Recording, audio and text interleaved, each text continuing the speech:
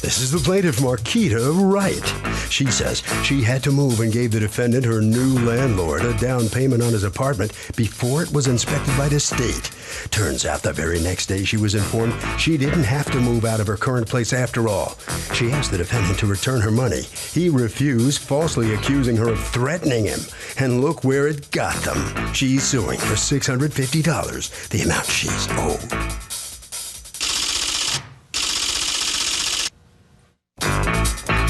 This is the defendant, Arthur Casambas. He says he's been a landlord 22 years, and this woman takes the cake. She says she likes the apartment but wants a new carpet and washer-dryer, so he goes out and gets her what she wants. She turns around and says she changed her mind and doesn't want the place, and expects him to pony up her down payment? Har-de-har-har-har. The joke's on her. He's accused of not having a heart.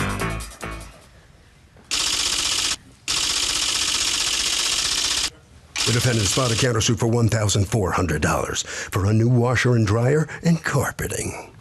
Litigants have been sworn, Your Honor. Thank you, Douglas. Okay, Marquita Wright, you are Yes. suing your would-be landlord, Arthur Casambas, Yes. for $650 that you paid him on a down payment for an apartment you decided not to take. You're counterclaiming against her $1,300 due for the remaining balance on the contract. Okay, talk to me. What happened? January, the end of January, I had got a foreclosure letter from my landlord's, whoever mortgage company. And they turned around and he said he had took care of it. So I was looking. Foreclosure letter on a property that you owned or that you were renting? Renting, yes. Okay, go on. I took that letter to Section 8. Okay, because you receive public assistance for your housing. No, I don't receive public assistance. I just have Section 8. What do you think that means? That means that the taxpayers pay for your apartment. Section 8, that's what Section 8 is. It's public assistance for that. I guess you think of public assistance as something else, but that's what that is. You don't pay the rent. Section 8 pays the rent. No, I pay half. You pay half, Section 8 pays half. Yes, ma'am. Okay, so go on. And I took the letter to them. They gave me another voucher to move, which I met up with Mr. Arthur on February the 26th. I went to the house, and he wanted a down payment on it because he said he had 3 other people looking at it. Okay. Okay, now I told him I had to get my voucher. He didn't fill out my voucher or anything. He has to fill out the voucher. He never signed my voucher. 2 days later, after the 26th of February. Wait, but I don't understand. Did you give him a deposit? Yeah, $650. But why are you giving him a deposit? Section 8, the rules of Section 8 are that, yeah, but you're giving it to hold because you're jumping the gun because Section 8 is supposed to look at it, inspect it, and clear it before you can move in there or before they'll pay for it. So rather than waiting because you really like this place and you wanted it, now this is February what? The 26th. And that's for rent, starting to rent on April 1st? So you got plenty of time. But you like this place, and you don't want to lose this place, so you give them $650 to hold it. And then, as it turns out, what happens? Then Section 8 had called me and told me that I didn't have to move because the landlord had took care of the foreclosure. Okay. So I didn't have to move. I called him 3 days after that. So you were happy because you didn't want to move, right? Right. And I had explained to him that I didn't have to move. Okay, he said, well, Marquita, I don't have the money because I spent it on carpet and washer and dryer. I would have to wait till the end of the month, which was March the 23rd. I called him, and he told me he didn't have the money. I should be paying him $1,300.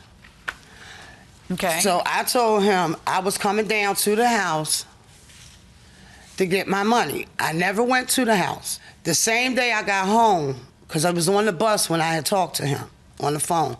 When I got home, he had the township police call me and said I was terroristic and threatened. I told the man, no, I'm taking him to small claims court. Okay. And that's exactly what I did. All right, what happened here? I took her to the house. It was February 26th. She loved the house. The house, by the way, had vinyl on the floor. She asked for rugs and a washer and dryer. In the kitchen, the washer and dryer, so she wouldn't have to access the basement. And gave her a receipt, $650, non-refundable, plus $50 for a credit app fee, balance due $1,300 for April 1st move-in. She signed it, I signed it. It's an original. I gave her an original one as well. Okay, can I see your receipt? I have a credit app as well, which shows an interest in renting the property. Right. And then she changed her mind because it turns out she didn't have to move from her place. So she wants her money back. Well, here's the problem. The problem is it's not called Section 8 anymore. It's called Housing Choice Voucher, okay? Which I had no idea she belonged to till about a week later when she called me asking for her money back.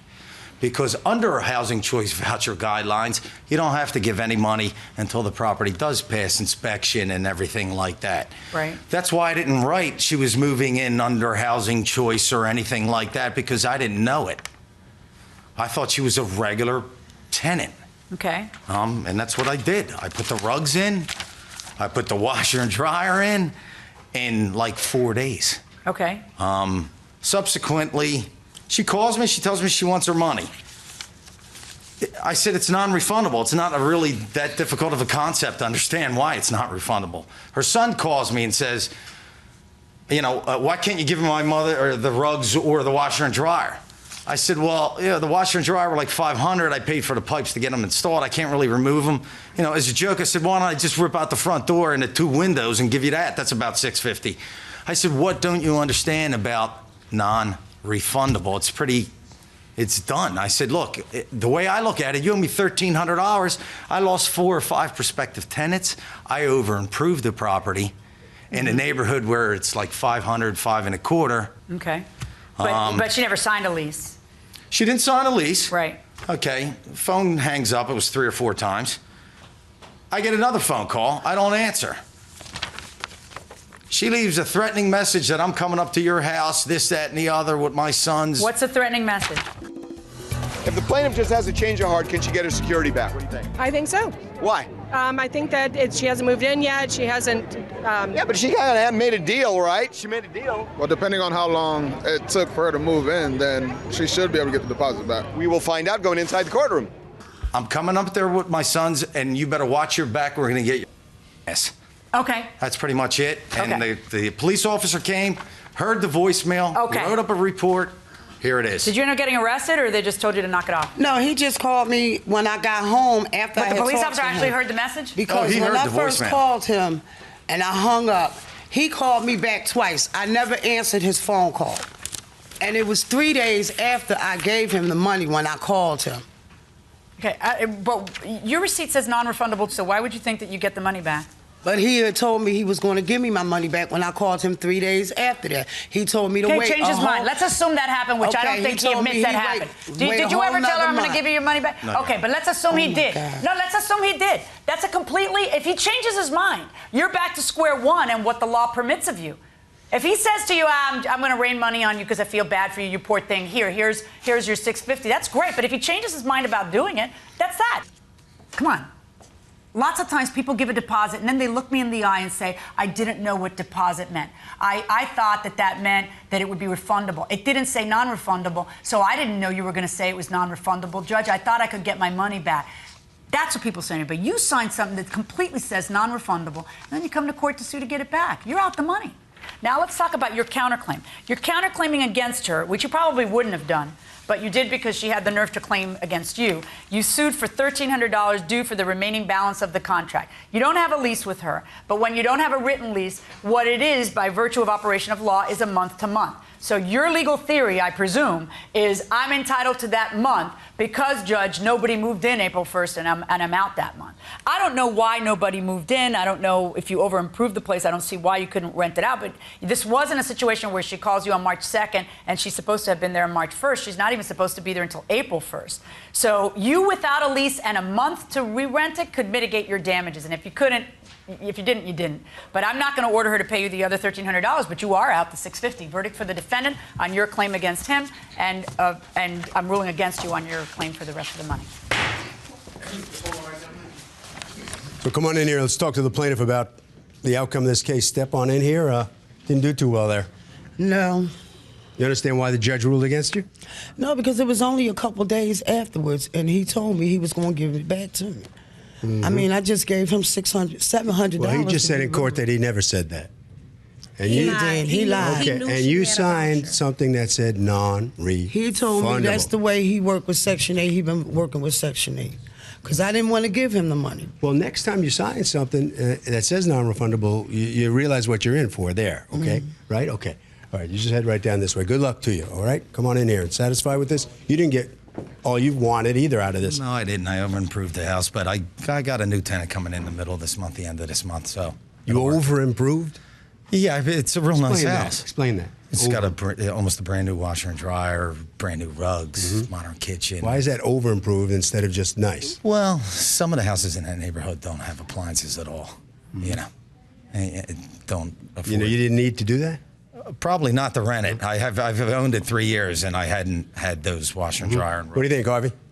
Okay, Kurt, even though the landlord is in the right, even if the plaintiff clearly breaches the contract, landlords have a duty to minimize, it's called mitigating damages, which basically means they have to make reasonable efforts to try and re-rent the apartment. And if they can do that, their damages stop at that point.